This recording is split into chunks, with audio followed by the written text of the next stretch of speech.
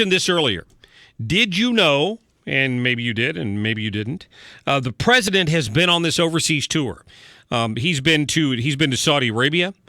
He's been to, I think, to Belgium and Rome now. And, of course, he went to Israel. And that is what we kind of want to focus on, because a lot of what he talked about in Israel was peace. Is there going to be peace? Well, today in Jerusalem, it's called Jerusalem Day. My friend Kevin Howard lives in Jerusalem and runs an operation called Christian Friends of Israel. We've had him on the show before. Kevin, welcome back. Hi, Mark. Thank you for having me on the show today. Hey, it sounds great. Sounds like you're in the next room.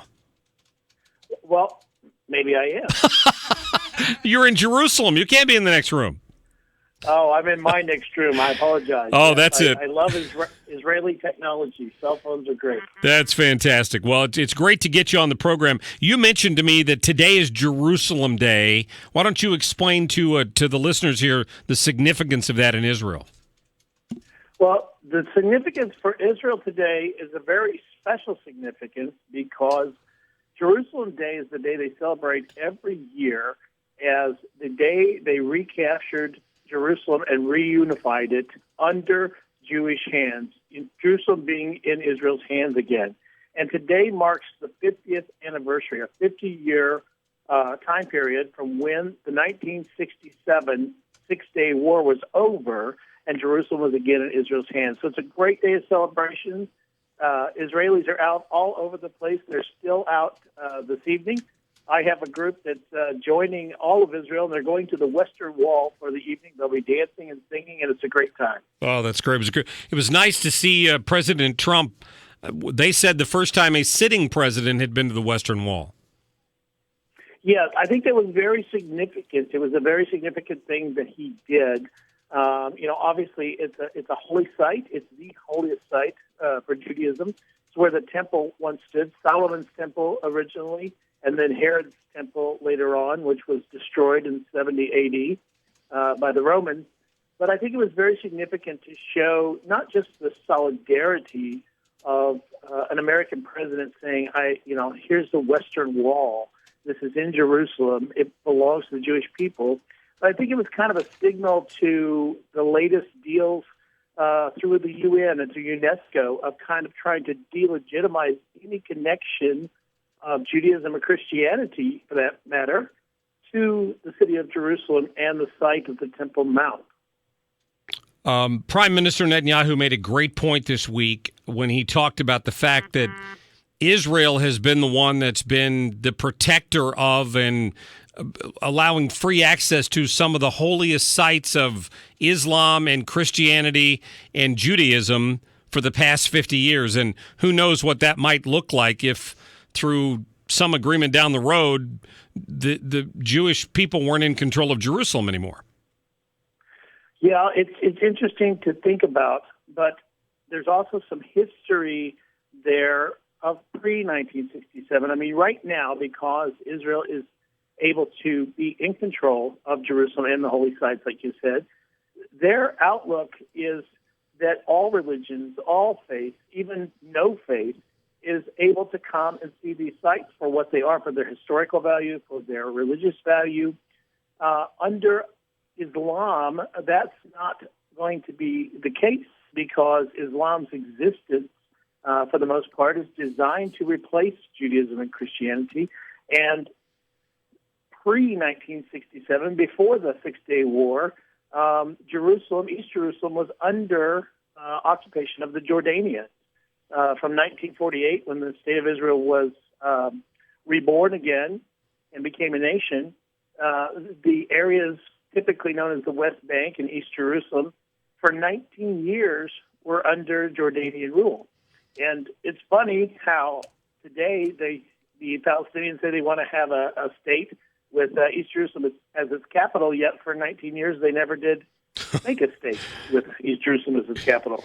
Yeah, that's a great point. What from the Israeli perspective, what was the reaction? What's been the reaction to Donald Trump as president, I suppose, when it comes to foreign affairs, and what was the reaction specifically to his visit this week? Well, I think for local Israelis, it was there's always a positive outlook whenever America's in the game again.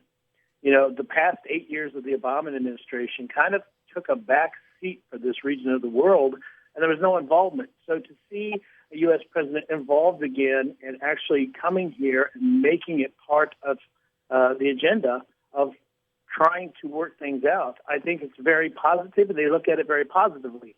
But as they say in many circles, for Israelis, this isn't their first rodeo.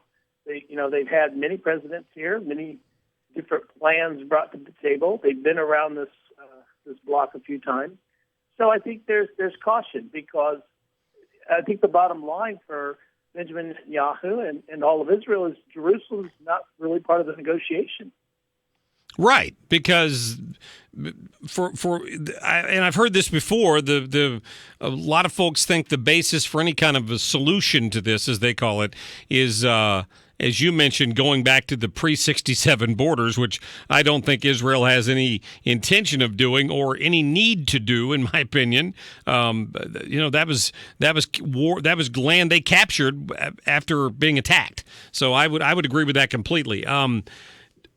There's constantly talked by the Palestinians, Kevin, that we hear on this side of the pond about the need for, talks. And I think when we saw Mahmoud Abbas in Washington recently, he was striking a very moderate tone. But the reality on the ground there in the Middle East is still one of tension and Hamas, and I'm not sure how that gets resolved.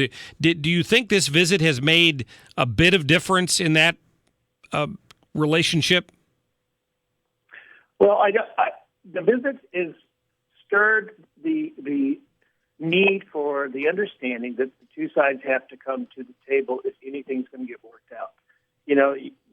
People are always leery when the guy walks in the room and says, "I've got the plan." So not imposing a plan is a first good step. I think that's something that Israel is very happy about. The situation with the conflict between the two is much bigger than just the land. It's much bigger than where you draw a border, because you've got ideologies involved. You've got two different factions involved. You've got the PLO in the West Bank with Mahmoud Abbas, and then you've got Hamas over in the Gaza. And the history has shown since 2005, when George W. Bush put a lot of pressure on Ariel Sharon then at the time to move Israelis out of the Gaza area and give that land to the Palestinians. The very next thing they did was elect Hamas, a terrorist organization, into the area. So it's been shown that just giving land and changing borders and, giving up things is not a way that works. Yeah, very true. Remind people, because it's been a while since we had you on the show, what Christian Friends of Israel, what you do over there and what you do for the people in Jerusalem and the outlying areas. Well, Christian Friends of Israel is designed just as its name says. We're Christians in the land of Israel, and we're friends of Israel. And our purpose is to help Israelis of all walks of life and the extra needs that they have throughout the country, whether it's helping terror attack victims, those who have dealt with the terror situations for years, whether it's working with communities down by Gaza who have dealt with rocket attacks over the years. We reach out and help the IDF, the soldiers who are standing, 18, 19, 20-year-old kids defending this nation. We bring them items of comfort. And the Holocaust survivors, we reach out to them with humanitarian aid and helping them. When you get to be that age of 85 and 90, sometimes you're at a point of choosing between the medicine, the new glasses, or do I put food on the table today? So we're really a helps organization. We're designed to help Israelis all throughout the land and the extra needs that they have. Well, direct people to your website, cfijerusalem.org. Find out more about the weekly radio program, and you tell me you're starting a new TV program soon that I'm sure will be seen worldwide. So, Kevin, we appreciate your time, and when you're in town visiting in June, pay us a visit here in the studio. I'll absolutely do it, Mark. I always love coming and seeing you. All right. Appreciate it, Kevin. Thank you.